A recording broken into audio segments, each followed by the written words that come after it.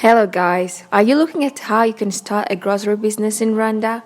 Perhaps you've been just promoted to store manager and you're not entirely sure what it takes to be successful?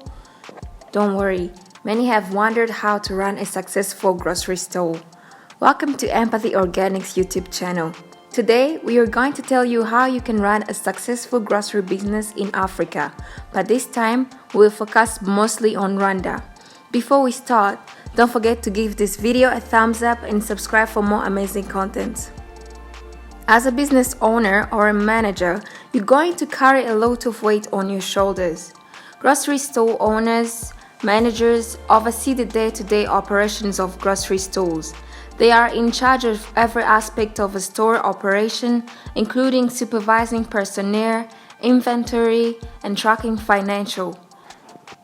What does it take to run a grocery store?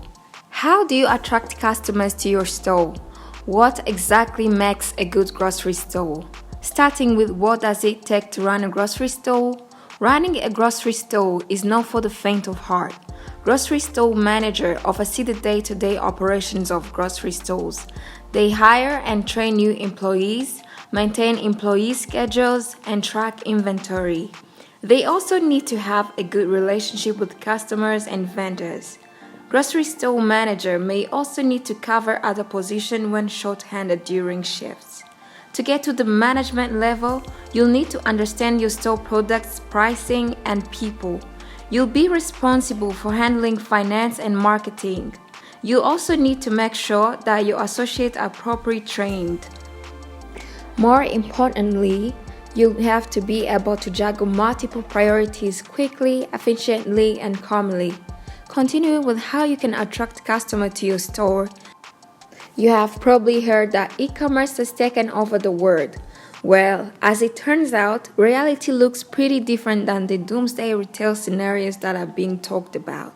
Don't get us wrong, yes, e-commerce is huge and getting bigger, but according to a lot of sources, offline sales are still 10 times bigger than online sales.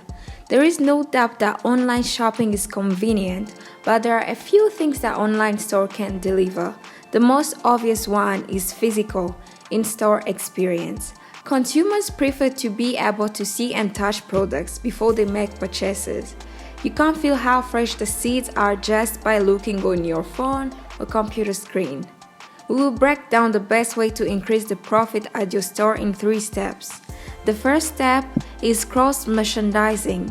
Cross-merchandising is when you combine items that are naturally go together, like a display of pasta sauce, boxed pasta, and bottle of wine or olive oil or vinegar. How this helps with probability is when you have one item that is lower margin item, but you combine it with 1 to 2 items that are much higher in margin. The second step is putting your lowest priced item at the end of display in aisle. A produced aisle that lists with conventional non-organic onions or bananas is naturally going to give the impression that the prices throughout the department are low. By contrast, if you have an aisle that leads off with the most expensive item in the department, that will subconsciously imply that all your prices are expensive. So, lead with value and then allow them to discover the full range of your product as they go deeper into the store. The last step is keeping a close eye on your shrink. Shrink refers to anything that you have purchased that you are able to sell. That could be items that are stolen, packages that go out of date, items that come in damaged and can be credited to the vendor, damaged goods caused by your employees, fresh produce, meat, seafood items that go out of date or get spoiled. If you aren't careful, your shrink can get out of control.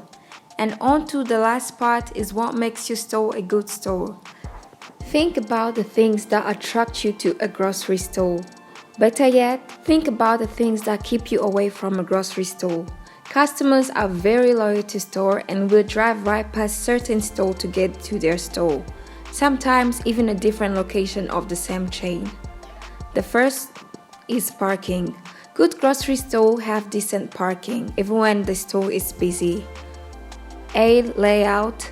They have nice wide aisle that are full of options.